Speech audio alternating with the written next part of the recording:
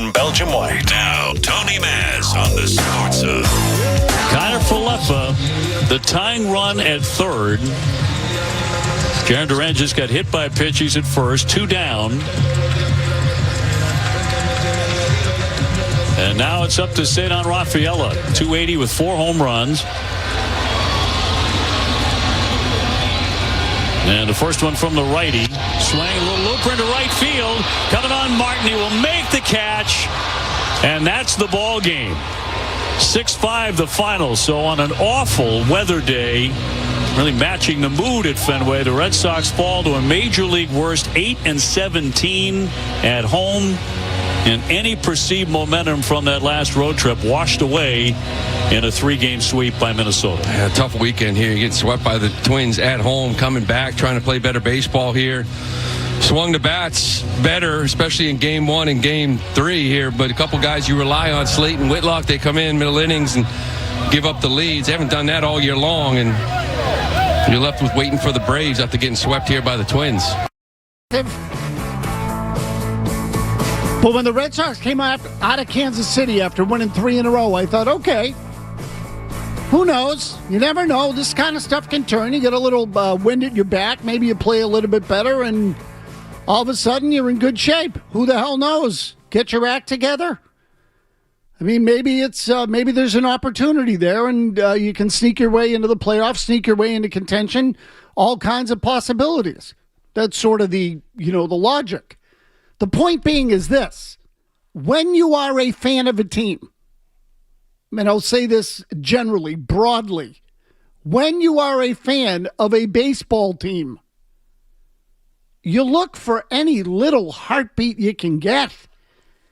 Any little heartbeat you can get to see, okay, maybe they're snapping out of it. Maybe it's going to get better. Maybe they've improved a little bit.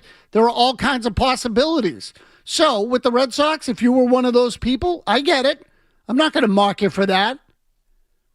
And I can tell you that I've seen seasons where teams have gotten off to horrible starts. Red Sox teams. Then showed a little bit of life and actually were half decent by the end of the year and nearly played themselves into a playoff spot. For example, I'll give you an easy one. The Red Sox in 1996, this goes back a ways, Jimmy Stewart. You may or may not remember it. 30 years ago. You know what the Red Sox record was to start that season? I don't. 3-15. Not great. 3-15. You know how long it took for them to get back to 500? Till August 1st? August 22nd. Close, Jimmy. And that night, they beat Oakland. They won the game 2-1 to get to 64-64. Was that a Tim Wakefield start? No, it was Roger Clemens' start. Oh. They lost the next night and then won 5 in a row to get to 69-65. They finished the year at 85-77. Okay, so think about that. They started 3-15, 12 games under. They finished 8 games over. They made up 20 games in the schedule, the equivalent of a 91-71 season, basically, in terms of winning percentage. But you get the idea. Now, they missed the playoffs. But that's what happens. You look for any sign of life you can get. So you know what happened? The Red Sox went out and played the Minnesota Twins over the weekend at Fenway Park, and they got their asses kicked. And I say asses kicked, not on the scoreboard, but they lost all 3. All 3 winnable games. They had leads in 2 of them.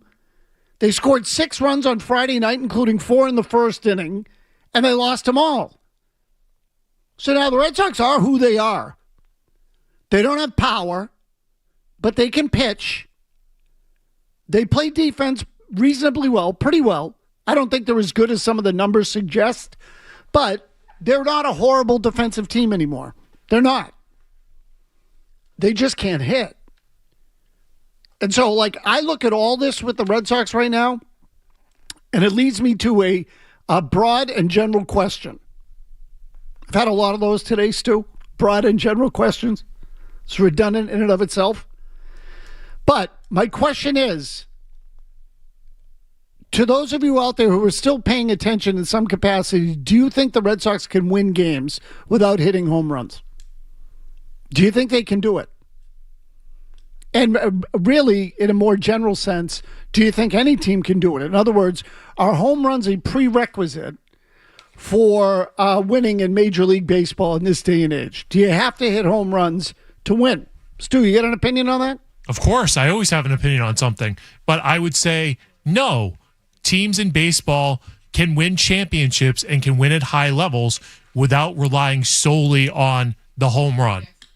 Okay, so I would tell you winning a championship is tough if you don't hit home runs, but I'm just talking about winning, finishing with a winning record during the regular season. And because I think you got to have some power to be able to, score quickly, and you got to have some. I just don't know, again, whether it's something you can count on. With this Red Sox team, you can't count on it at all. Here's what I'm getting at. If I were to ask fans out there right now, name for me the 3 teams in baseball who have hit the fewest home runs in Major League Baseball, who would you say? Jimmy Stewart actually answered this question today and answered it correctly. And let me just say that I'm looking through my notes here, see if I can find the effing thing, because I had it in front of me earlier and I threw it away. So here it is. It's right next to Zoe's coffee that's in the trash can. Probably. Okay, Stu, here we go. I just found it. The teams that have hit the fewest home runs in Major League Baseball this year are who? Stu, you want to answer the question for everybody? Yeah, it was the Tampa Rays and the Milwaukee Brewers. The Red Sox are 29th. Milwaukee is 30th. Tampa Bay is 28th. So in order, the 3 teams that have hit the fewest home runs this year in Major League Baseball are, from the bottom up, Milwaukee, Boston, and Tampa. In that order. Milwaukee, Boston, and Tampa. That's right. Milwaukee has hit the fewest home runs in all of Major League Baseball. Tampa Bay's hit the 3rd fewest. The Red Sox are 2nd. Do you know where Milwaukee and Tampa Bay rank in runs scored? 7th and 10th. They're both in the upper half of the league. In fact, Milwaukee's really in the top 25% of the league. Tampa's in the top 3rd. The Red Sox are dead last. Dead last. And meanwhile, Tampa and Milwaukee, Tampa's 34 and 17, Milwaukee's 31 and 20. Combined, they're 65 and 37, almost 30 games over 500. The Red Sox are 8 under. Here's the point. The Red Sox are losers. They find ways to lose. And when I say losers, I don't mean that they're, any lesser of a human being than anybody. You know what I mean? I'm actually talking about from the concept or the standpoint of winning and losing. What you have here in Boston in 2026 is a team that has mastered the art of losing baseball games. The Red Sox know how to lose, and they find ways to lose. So, for example, let me just give you all the plays or a handful of the plays that I thought were critical in them losing the games over the weekend. First of all, again, they had leads in 2 out of the 3 games. Friday night, they had a lead. Sunday, they had a lead. They lost both. On Friday night, they were up 4-0 after the first inning. They gave it back. What's his name? Slayton gave up 2 two-run home runs. They scored 6 runs, which for them might as well be 60. And they lost the game. On Sunday, Garrett Whitlock blew the save, albeit in bad weather, but whatever. The other guys were playing in it too. You get the idea. And in the middle of the series, at some point, Wilson Contreras got thrown out at the plate in what would have been the tying run. Connor Wong got thrown out at the plate in the 9th inning in what would have been the tying run. Isaiah Kiner-Falefa, who hit the ball off the wall in the 9th inning on Sunday and thought it was a 3-run homer, didn't leave the batter's box with any type of urgency, stand there and watch it. The ball hit halfway up the wall. It was so cold the ball wasn't carrying well. So it was asked of manager Chad Tracy after the game, could Kiner-Falefa have been on third base when the tag play at the plate happened, or could he have advanced to third base when the tag play at the plate had happened if he had busted it out of the batter's box? Chad Tracy wouldn't answer the question, which tells me that Chad Tracy noticed that Kiner-Falefa did not leave the box in time. That was another one. Christian Vasquez dropped a throw from the outfield that was not a difficult play to handle, but he just dropped it. I know it's a physical error, but a run scored. Jaron Duran took a called third strike on Saturday, I think that was, to lose that game with men on base. Slayton's blown save, Whitlock's blown save. Wait until I give you some of the stats on the Red Sox here in the early part of the year that illustrate, amplify how much of a losing team they are. They're losers. They know how to lose. They do it well. They find ways to blow the game. 4-0 on Friday night. When they got it to 2-1 against the Cardinals on Saturday, Contreras was tagged out on the play that nearly sparked an incident when the dugouts emptied. So all that emotion spilling onto the field, the teams go back out for the next half inning with the score 2-1. You know what the Red Sox did? They gave up 2 runs right away, and now they were down 4-1. They lost 4-2. So one team fed off the fight, and I say fight, the scrum. The other team turtled. And then, over the weekend, they had the lead again in the middle of the game, 4-3, and the bullpen blew it again. This time it was Whitlock, who was brought in the 6th inning by Chad Tracy, which I'm sure was a decision that was made before the game by the front office. So this is where we are. You name the situation, the Red Sox will blow it. They're now 8-17 at Fenway Park, which to me is borderline sacrilege. The one thing the Red Sox have always been able to do is hit in their own ballpark. They can't do it anymore. They can't win in their own ballpark. They have the worst home record in baseball, and they suck at so many different statistics that you need to win close, low-scoring games that it's really hard to believe in them for anything at all. So, 617-779-0985. That was all against the Minnesota Twins. Now the Braves are in town.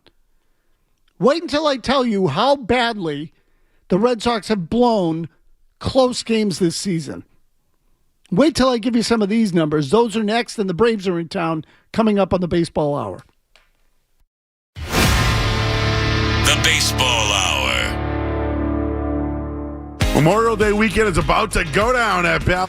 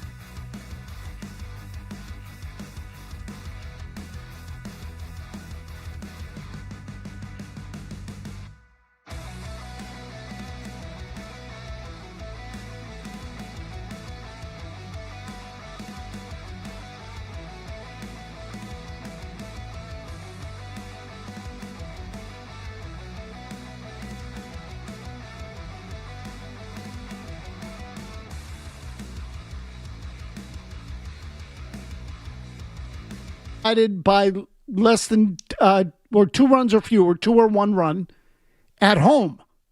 The Red Sox are 6-17. That's a .261 winning percentage. That's 26th in the game. They're worse at home in this category. Games decided by 2 runs or fewer away from Fenway Park, they're 5-13, which is .278. They suck at that too. Extra innings, 1-3. That's a .250 winning percentage. That's 26th in baseball. And this is a big one for me. Bullpen losses. Okay, these are games that your bullpen loses, meaning when the reliever came in, the game was either tied or your team was ahead. That's the only way you can get a loss out of the bullpen. Bullpen losses. 12, 5th most in the game. So you look at the Red Sox ERA in the bullpen, and they have the 3rd best bullpen ERA in baseball. But put them in a big spot, and they crap their pants. It's the same thing over and over again. Greg Weissert's been torching games all year long. Justin Slayton blew one the other night. Garrett Whitlock blew one. And Whitlock and Slayton are 2 of their 3 best relievers. So even when they have the lead or tied in the late innings, the bullpen's giving it up. Now, I know what the counter argument is to this, so I'm going to give it to you, and then I'm going to tell you that I still don't fully believe it. The Red Sox bullpen might be pitching 2 or 3 scoreless innings, but because the team can't score in a tie game, they have to put up a 4th scoreless inning. True. Their lineup is weak. But Garrett Whitlock blowing a game to the Minnesota Twins and Justin Slayton blowing a game to the Minnesota Twins, at some point you got to look at those and say, instead of 12 bullpen losses, if you had only 8, you'd be a 500 team. They're 8 games under 500. If 4 of those games flipped, losses become wins, you're 500. Instead, the bullpen has failed them in big spots too. So all that has to be considered. And this is why I say, when you add it all up, and I did a more detailed breakdown of this on Breaking Balls, which are the videos that we post on YouTube now. You can find them on our YouTube channel at 985thesportshub.com. Or on 985thesportshub on YouTube.com is what I should say. The Red Sox just find ways to lose games. I don't know what else to tell you. Their rosters... The roster is not terribly different from Milwaukee or Tampa Bay. It really isn't. But they play the wrong way, and their offenses are worse. But some of that is the kind of hitters that they've built. What I don't understand is if the Brewers in particular, but also the Rays, have a certain emphasis on making contact, putting the ball in play, and then moving runners. They play for 1 run. Those teams play for 1 run. Because they know we're only going to get 1 at a time. We're not going to hit many 3-run homers. So we'll get 1 in the 2nd, 1 in the 3rd, 1 in the 6th, 1 in the 7th. That's 4. Maybe we get lucky. The other team makes an error. We get 5. You get the idea. With our pitching and defense, we can win. And they do. The Red Sox don't. So how is it that those other teams cannot hit home runs and win games, but the Red Sox can't? And it's because they play like idiots. Matt's in Rhode Island on the Braves. Go ahead, Matt. Yeah. I like the way the Braves put up their team, Tony. But just first, how long do you have to play professional baseball to understand the compression of the ball doesn't fly as far in the colder weather as it will tonight, per se? That's super annoying. And also, do you need to hit home runs to win? Well, you need to have knockout power to win fights, but you can't go in every fight trying to knock out people when you're, doing drive-by technology and you don't have the lineup to do so. Yeah, so look, ideally you want a little bit of everything. You want to be able to hit 3-run homers, and you want to be able to hit doubles and steal bases, and the good teams usually can do anything. And I'll say this, of the best teams that I've seen in Red Sox history, they all had one familiar quality. You name the game, they'll beat you at it. You want to play softball and hit home runs? They can beat you. You want to play pitching and defense? They can beat you. They have enough athleticism. You mix it all up, you put it all together, and they can play any style. It's still why I think the 04 team was the best team in Red Sox history, particularly after the trade deadline. I've given this stat a million times. 34 and, let me get this right now. 34-12 in their final 46 regular season games. 45-15 counting playoffs in their final 60. They played 750 baseball down the stretch, and in the playoffs, they beat the two best teams in baseball, the Yankees and the Cardinals, and won 8 straight against them. They were a freaking wagon. The only times they lost down the stretch, or a majority of times that they lost down the stretch, you know what happened? There was a pitcher on the other side that took the balls and the bats and shoved them down the Red Sox throats. There was a game in Toronto, I remember years ago, the Jays used to have a lefty named Ted Lilly, who also pitched for Oakland. Lilly was unhittable that night, struck out 13. He beat the Red Sox like 5-0 or something. It was something like that. That was the only way they lost. If it was just, I say your run-of-the-mill regular game that required a little bit of everything, they were kicking the crap out of teams because they could do it all. This team does nothing. Borderline nothing. Their starting pitching is good. Their defense is pretty good. But their bullpen is suspect, and their everyday lineup blows. Kevin Majori's got your headlines here. We'll play Craig Breslow sound for you when we come back. He talked about the trading deadline, the composition of the roster, and what you can expect the Red Sox to do here as we approach the trading deadline. That's coming up next.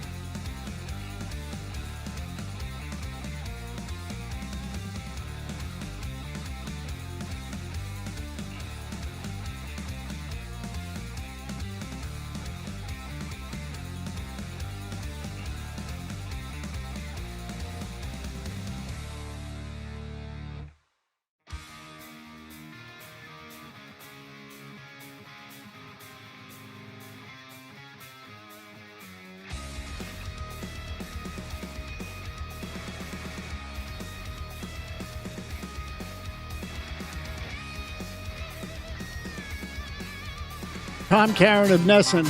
Want me to give you a translation on that? You want the Mazz translation of that? It's never too early to make a trade. I agree. That I agree with. Also, Tom, just quickly, I'm picking at something Tom Karen said. Not that again, I like Tom. I'm just, when he says, well, it's May, it's still early. It's a third of the season here. It's not early anymore. You can say it's not late, but it's not early. Early is like the first 3 or 4 weeks. Once you get into May, you're now a month into the season. It's really not that early anymore. Now we're almost, 54 games, which will be after tomorrow night, is a third of the way through the season. That's not a small sample. And when Craig Breslow says, because of the way, how did he phrase that, Jimmy? The way everybody's clumped together, or the standings, or the...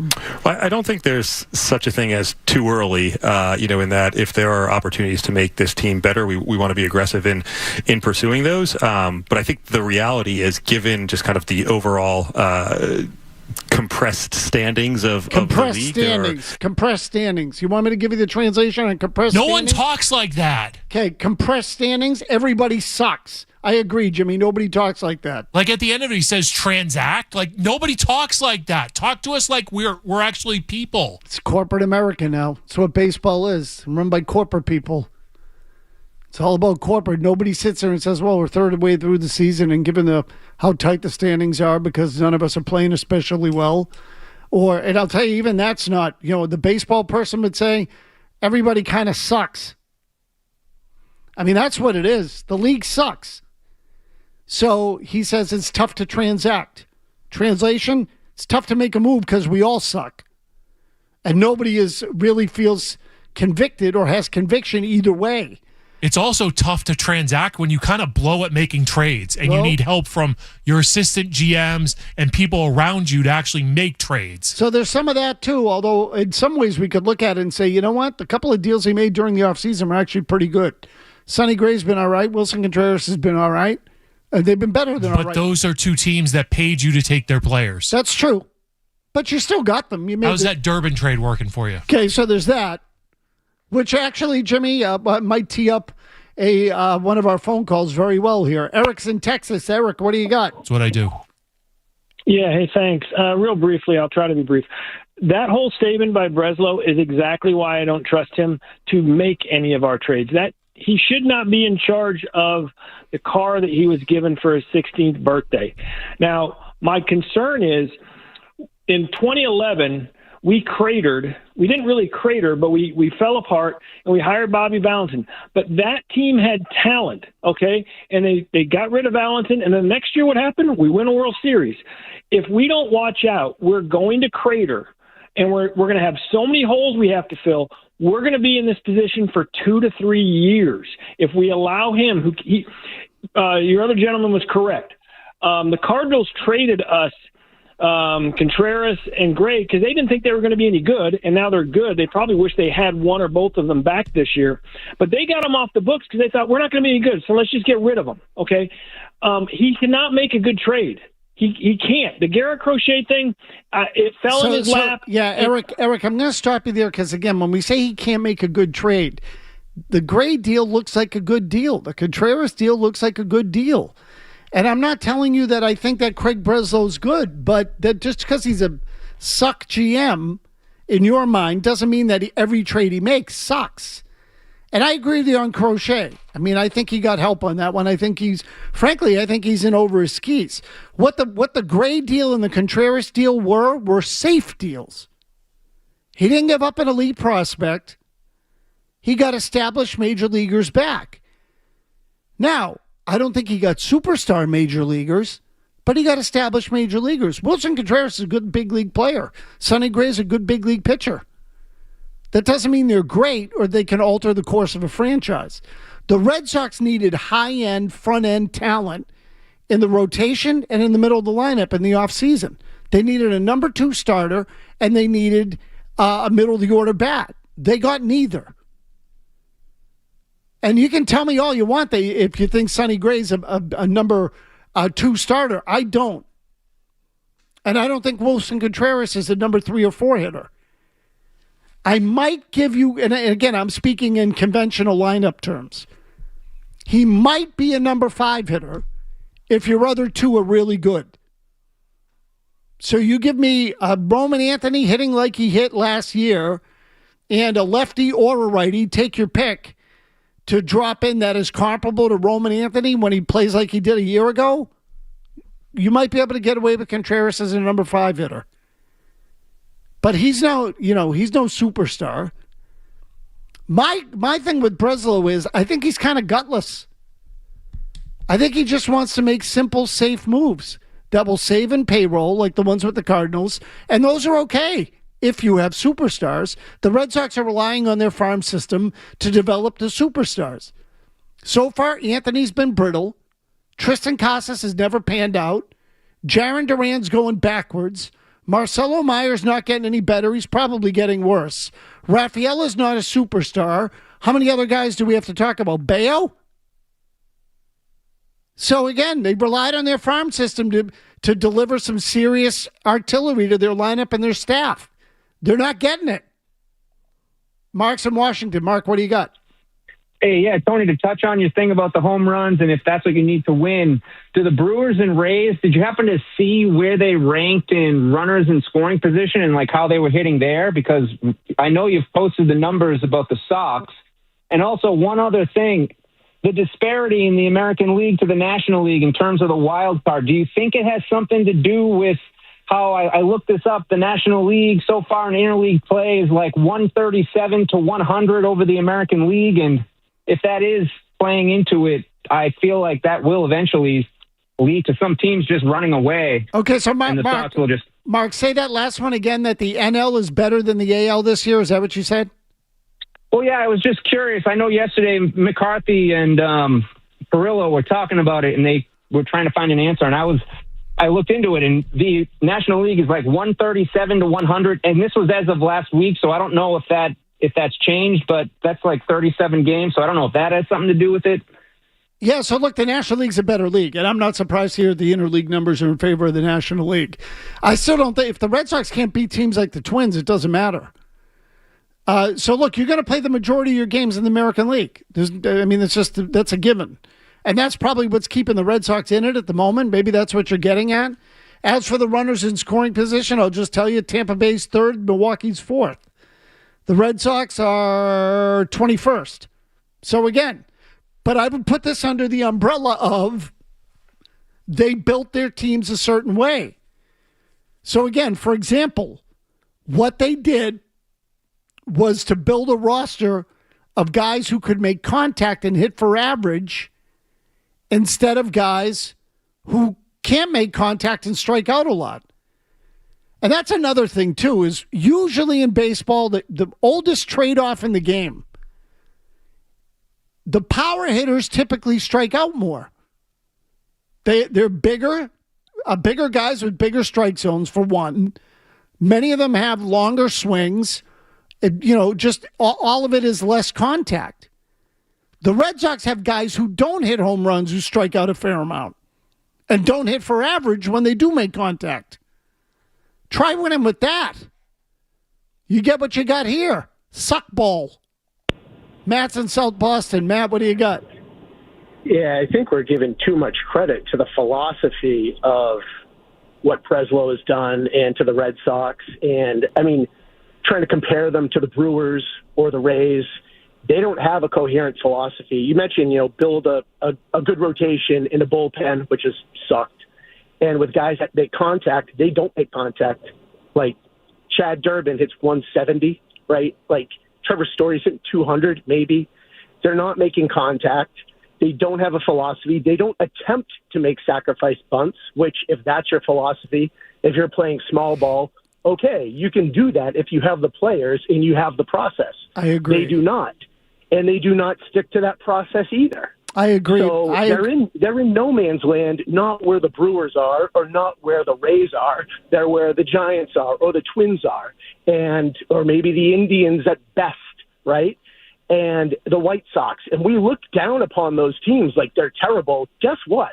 We're not great, right? No. We're more closer to them. We're in no man's land, no philosophy, no no players to execute on the non-philosophy than we are with the Brewers and the Rays, who execute on the small ball way to play. Exactly right. You got it. Yeah, they're straddling the line.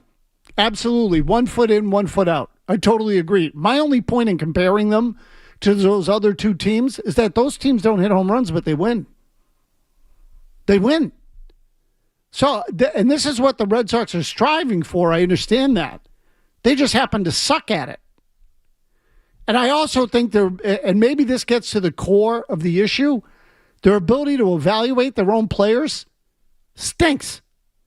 Jarren Duran strikes out a lot and hits like 17 home runs. So, not enough. If you're going to strike out as much as Jarren Duran does, you got to give me 30 homers. Quickly, Frank in Boston. Go ahead, Frank. Yeah, hi. You made an interesting point earlier regarding the Whitlock situation Sunday, and you pointed out that Chad Tracy is just a puppet and the decision was really made by the guys upstairs. I agree. Tracy has no choice. He has to do what he is told. This is why he's here. But it's unfair to Tracy that he is held to account for this stuff by the media and everyone else. You know, I wonder why Breslow can't just own this is how they are doing things now. And why can't Tracy just say, because I was told to do it by the guys upstairs. And I have a suspicion, which is Breslow just doesn't want to own up to it because they're under 500 without Cora now. Yeah, so it could be any one of a million things, Frank. You know, they don't like the idea of being perceived as meddlers or, you know, nerds or stat geeks or, you know, analysts. Or it could be any one of those things. But I don't blame Chad Tracy for any of this. How could you? I just say Tracy brought him in because at the end of the day, he's the last line of defense in terms of the decision. If he decides in that moment that I'm not going to do it this way, he cannot do it that way and change. And then he's just got to justify it to Breslow. In his case, it would probably be career suicide. But I agree. I think all the game planning now takes... Cora was one of the last obstacles to that with the Red Sox. Cora would manage the team, or at least try to, and push back. I don't think that happens anymore. That wraps us up on the Baseball Hour. We'll catch you tomorrow night. Joe Murray's next. He's got you for the balance of the night. Everybody have a good Tuesday.